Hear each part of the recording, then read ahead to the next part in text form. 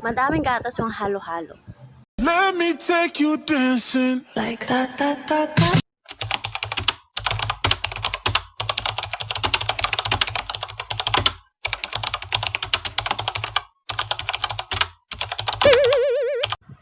Pagkatapos nga ng Sunday worship sa PICC, sa sobrang gutom ko, ayun, napuntahan ko tong Tropical Hut dito lang sa tabi mismo ng Star City. So dahil nga nag-trending to before nung pandemic, so try natin tikman.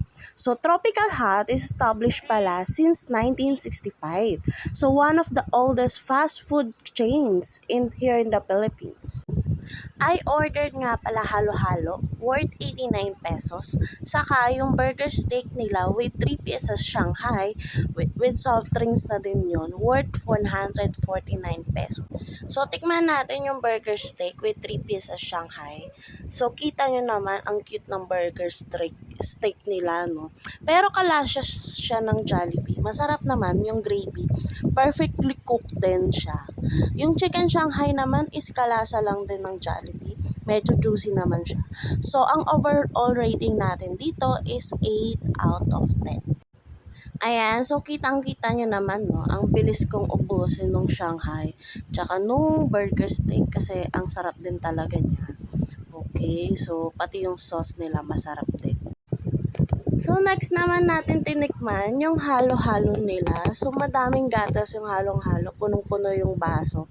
So, halata mong creamy talaga siya, no? And then, kita nyo naman, meron din leche flan.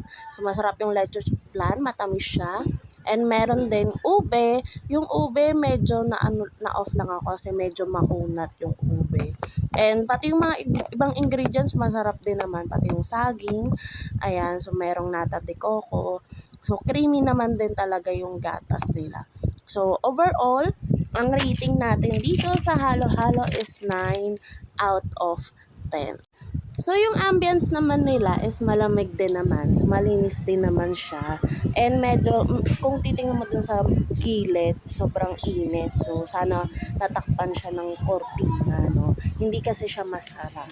Ayan, so for overall, ang ambience and cleanliness natin sa lugar is 8 out of 10. And then, customer experience naman, masaya naman siya. Yung mga crew and staff naman is masaya kausap. So, 9 out of 10. Yung value for money is 8 out of 10.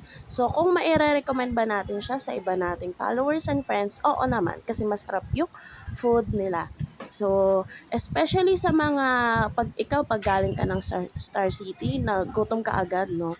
Napagod ka sa kaka-enjoy sa Star City. Pwede ka pumunta dito. So, we'll visit here next time. Syempre, kasi lagi tayo nandito, no? Every Sunday. So, guys, yun lang po. So, I hope you enjoy our food review. So, see you next time and thank you for watching.